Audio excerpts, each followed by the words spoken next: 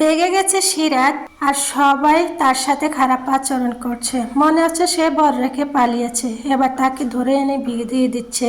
মায়েরা মেয়ে বিয়ে দিয়ে দিয়ে কেঁদে কুল পায় না, আর এদিকে তার মা তাকে বউকে কুল পায় না। মনে হচ্ছে মস্ত বড় ভুল হয়েছে।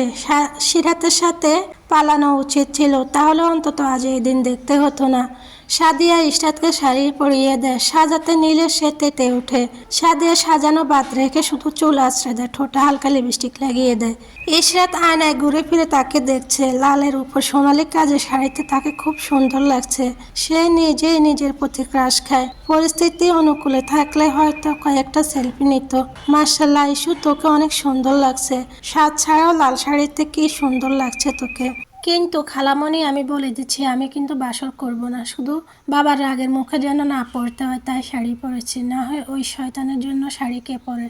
এর আগের ভাই ছিল, এখন দুলাভাই। এর বেশি কিছু কিন্তু না, আমি বলে রাখছি। সাদিয়া বেগামাচা খেয়ে যায়।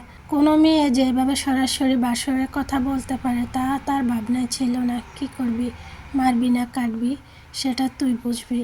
সাদিয়া ইশরাতের একমাত্র খালামণি, বয়স 27 কিংবা 28 হবে। বাকিনদের সাথে তার ভালোই সঙ্গ। শেষে ইশরাতের দিকে তাকিয়ে সে বিড়বিড় করে বলে, দেখা যাবে এক সময় জামাই পকেটে নিয়ে ঘুরবি, উঠতে বসতে শুধু পারান পারান করবি। এখন ভাব নিচ্ছিস আর কি নেই, এখনই সময়। ইশরাতের তো এদিকে খবরই নেই, সে নিজের শাড়ি পরার লোক দেখছে ব্যস্ত।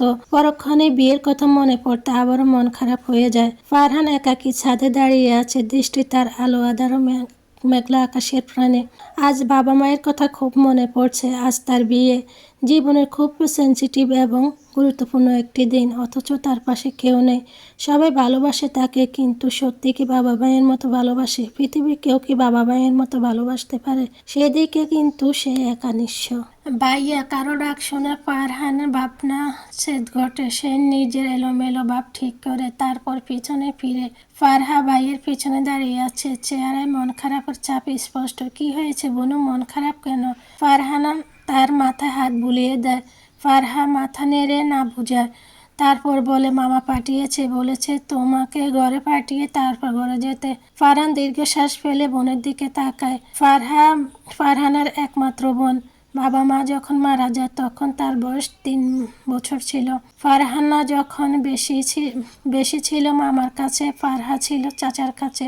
চাচা তার বয়সী মেয়ে আছে, তার সাথে বেশি থাকা হতো। ঈশ্বর ছোট চাচার মেয়ে রুবাইয়া আর সে প্রায় সমবয়সী। ফারহান বোনকে টেনে জড়িয়ে ধরে। এই বোনটা তার খুব আদরের। ভাইয়ের ছোঁয়া পেয়ে ফারহান কেঁদে ওঠে। তারা কত আনন্দে ছিল, অথচ কি থেকে কি হয়ে গেল। ফারহান ফারহাকে নিচে পাঠিয়ে দিয়ে বনে যাওয়ার দিকে তাকিয়ে থাকে।